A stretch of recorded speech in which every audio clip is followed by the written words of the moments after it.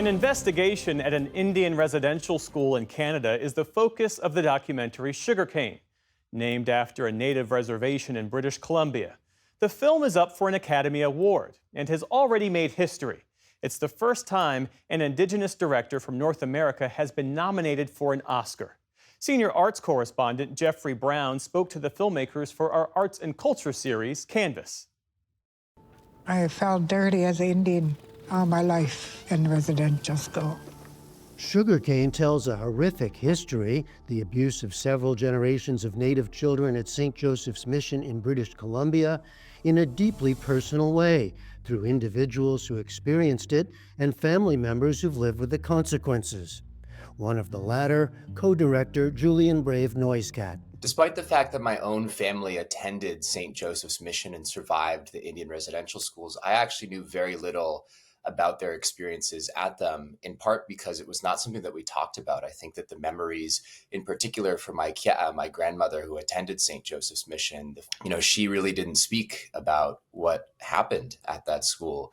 So this film was, in part an act of self-discovery for myself and even more so for my father, who was born at that school in circumstances that we didn't really know about until we went about investigating that story through this documentary. Noiscat's directing partner is filmmaker and journalist Emily Cassie.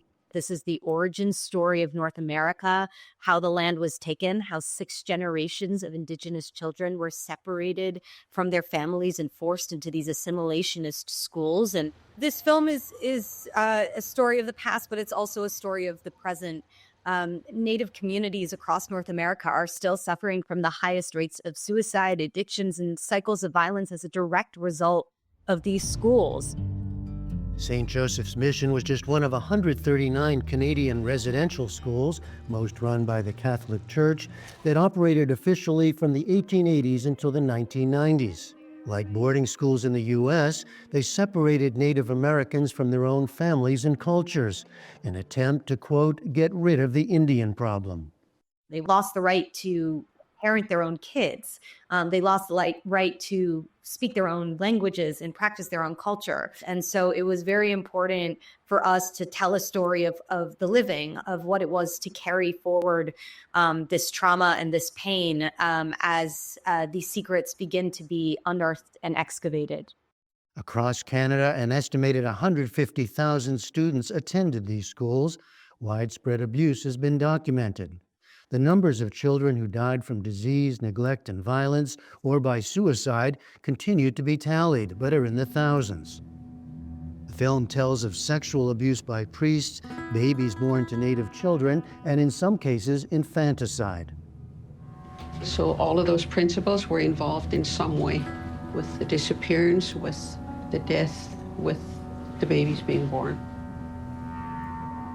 The greater story here is not just one of cultural genocide, but it's actually one of a people who, despite over a century of government effort to annihilate our culture, to separate us from our families and our identities, remain connected to the places we come from, connected to our families, and remain connected to our traditions and ways of being.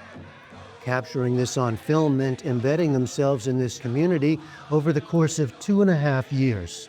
This is something that's been covered or looked at in government investigations. It's been covered on the news, including on our program. When you tackle it as a documentary filmmaker, what does that allow you to do? What new does that bring to this? We wanted to make a film that prioritized emotional truth at the same time that it uncovered journalistic truth, what it was to live with this pain, and to say that Native people are worthy of epic storytelling, are worthy of the big screen. And the cinematic language that we created around Sugarcane allows you to immerse yourself in this world, really live alongside our characters. In one harrowing scene, survivors recount what happened when they did try to report abuses. I went to the nun. She told me to tell the priest. I told the priest. He told me to tell the Indian agent. I told the Indian agent. He told me to tell the RCMP. I told the RCMP. He went and told my dad, and my dad beat the out of me. That's when I said, okay, I went and bought a bottle of wine and I got drunk. The secrets that people have kept for decades, including those of Noisecat's father and grandmother, are part of the generational trauma the film captures. I didn't leave you, son. Yeah, you did. What was I supposed to do? I had to move in with my dad for 2 years to work on this film. We had enough time and we developed deep enough relationships that you actually get to see, real people grapple with a very deep and terrible history here, overcome it and to change through the course of the film. And I think that in nonfiction is quite rare. Also notable, the stylistic choices they made. No formal interviews, scenes playing out almost like a dramatic feature. Meant picking up Chief Billy Sellers' kids from hockey practice and spending nights watching American Idol with Rick Gilbert. We decided to shoot on prime lenses, which meant we couldn't zoom, which meant we had to move our bodies to be that close, which required just a lot of trust built over time. Being sorry for something is just the first step. You have to take action. The film references apologies by both the church and the Canadian government. But in recent years, efforts to right the wrongs of the boarding school have faced backlash. If Canada's Conservative Party wins this year's election, there are fears funding to further investigate the atrocities will be cut. Our film, I think, should be seen as the beginning of correcting the historical record. And I think it's unfortunately, going to go down as sort of a moment where we just started discovering more about what happened at these schools. And then, for political reasons, our society's moved on from correcting the record.